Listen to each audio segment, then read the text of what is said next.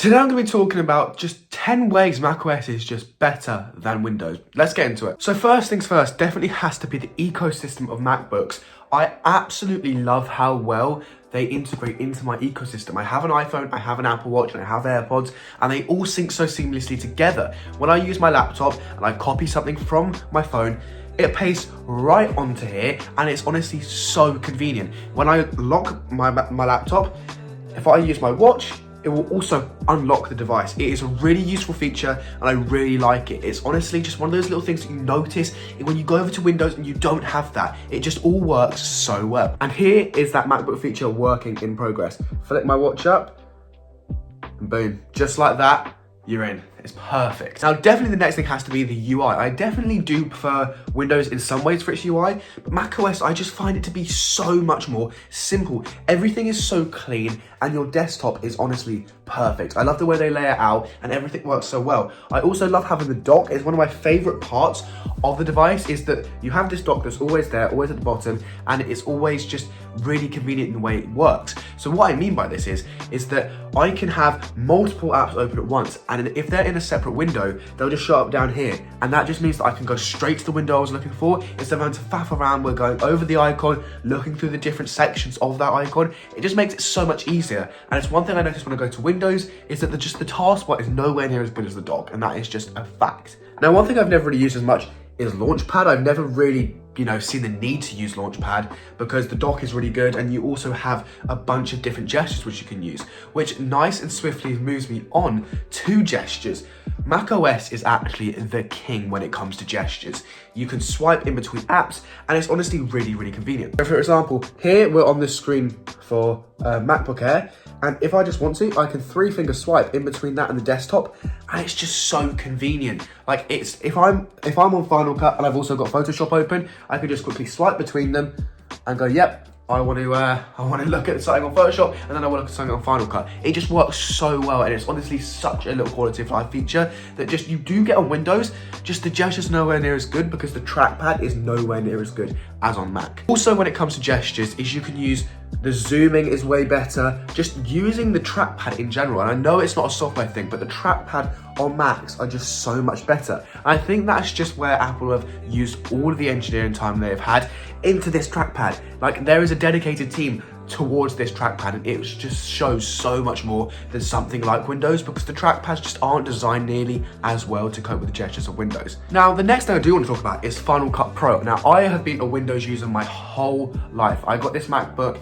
about 2 years ago when the M1 chip came out because it was reasonably affordable, and also you got a really good chip in there instead of getting Intel Core i3, and it just means that my workflow works so much better. Final Cut Pro was honestly an opening for me. I'd been using Premiere Pro the whole of my life, so it was a real big nice change to go to Final Cut, and everything is so much more simple. Whereas on Premiere Pro, I was having to drag clips in and manually clip them together, and everything works so well. And I definitely noticed that shortcuts on Final Cut Pro are so much more simple, and there's just so much more common.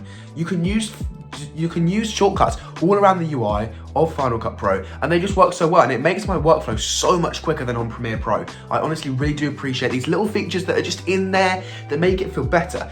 Now, what I mean by this is Final Cut Pro is exclusive, and so is Logic Pro. macOS has 2 really important exclusives. Now, I've also found that Photoshop and Adobe software runs better on macOS.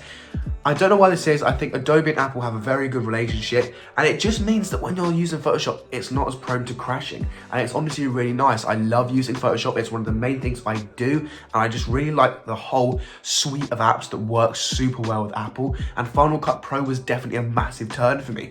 Now, I think that the £200 up front is honestly justified. This software is so good compared to other editing softwares where you have to pay monthly. This is just on top, in my opinion. It's portable because it's on a MacBook, and also once you paid for it, you don't have to pay for it ever again. So I just find that really useful compared to other softwares like Adobe Photoshop, like Adobe Premiere Pro.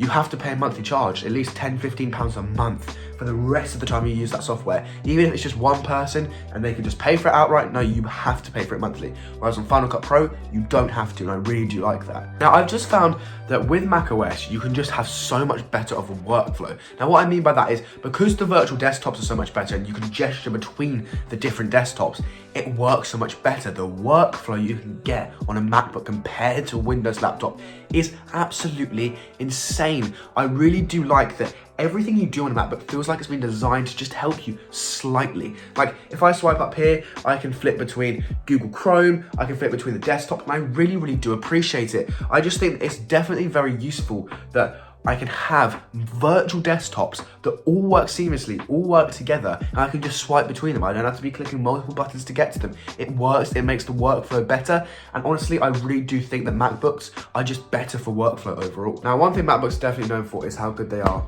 when you put them to sleep. Now, when I put this thing to sleep, it is honestly just an absolute beast. It can sit there for hours and hours and days and weeks without needing to be shut down. And compared to Windows, that is just honestly not a thing you see. Now, obviously, if the machine starts to run slow and it's getting a bit choppy, I do tend to just shut it down and turn it back on.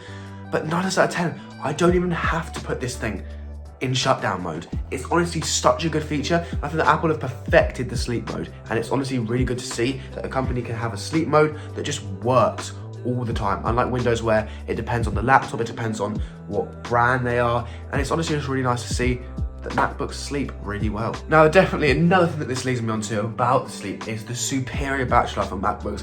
Now, this is obviously thanks to the ARM architecture and thanks to macOS just being ridiculously energy efficient compared to Windows. It's honestly just such a good thing, because if you look at the new MacBooks, they are pushing almost 24 hours of media output. It's absolutely insane. You can watch YouTube, Netflix, Disney Plus for 24 hours. That's insane. The battery life on these things is incredible. I mean, not to mention the fact that I can sit on this laptop for at least 3 hours doing intense Final Cut, intense Photoshop at the same time. And this MacBook is an M1 MacBook Pro base model, and the battery has been going for about 2 years now, and they're just so good. I definitely do think that the battery lives on MacBooks need to be replicated on Windows, because you just do not see this. This type of performance that you get off a battery compared to Windows is just uncanny. I could not sit on my Windows laptop, not plugged into a wall, without getting full performance. Whereas I get full performance out of my MacBook on just battery life. It is honestly so nice to see. Now, one of these things, and this is going to be a really controversial one, is MacBooks are just so much more reliable. I haven't had to worry about a software update tanking the thing and making it just slower than ever, and just making it slower than ever. And viruses are just so much less common. There's less bloatware, there's less adverts all around the UI, and people like that. People would rather pay the Apple tax up front just to have that safety, that net that you know you can fall back on, and it's just going to work nicely. Nothing feels like it's been pushed to you. Like, there's no adverts in the software that are being pushed to you. None of Apple's software has been pushed to you. And also I'm not getting, if I download a dodgy app, it's not going to push with any viruses, because Apple always makes sure that you're not downloading anything dodgy unless you're sure. And it's really good quality of life feature, especially for people that don't always have the know-how and the tech savvy to be able to realize if something is a bit of a dodgy site. Apple will help those people out, and it's honestly a good thing, I think. That also brings me on to updates. Now, the updates on MacBooks are so much more, number one, important, and number two, worthy of a change. Now, what I mean by this is we get Windows 10, Windows 11, Windows 12, whatever, that will come in the future. But macOS, they make a big update every year. They change the UI slightly, and they just add quality of life features, but they don't do anything too insane. And like Android, when they do roll out the updates, Windows also can't push out the updates to all the same devices at the same time, because there are so many different versions of laptops, so many different software updates that there is on multiple different machines, and you honestly notice that. You notice that I'm getting updates straight away when everyone else in the country is, and it's really nice because I like keeping my MacBooks and my laptops up to date as quickly as possible, just so that there's less security risks, and it's nice to see. It's just a nice thing to have that Apple always makes sure that everyone is on the same software version if your MacBook is supported. And now lastly, that brings me on to build quality. Now, I know this isn't a macOS feature as such, but it does link in very well. The build quality of MacBooks is uncanny. For the price range, you get a full aluminium build, you get a nice display, you get a nice keyboard, and you get a nice trackpad.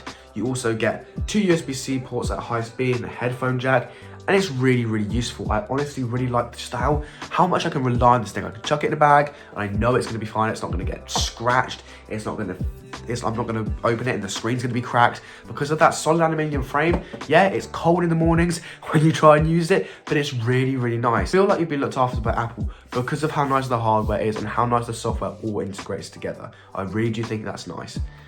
But if you did enjoy these 10 ways that macOS is better than Windows, please do like and subscribe. It's been Harry. I'm out. Peace.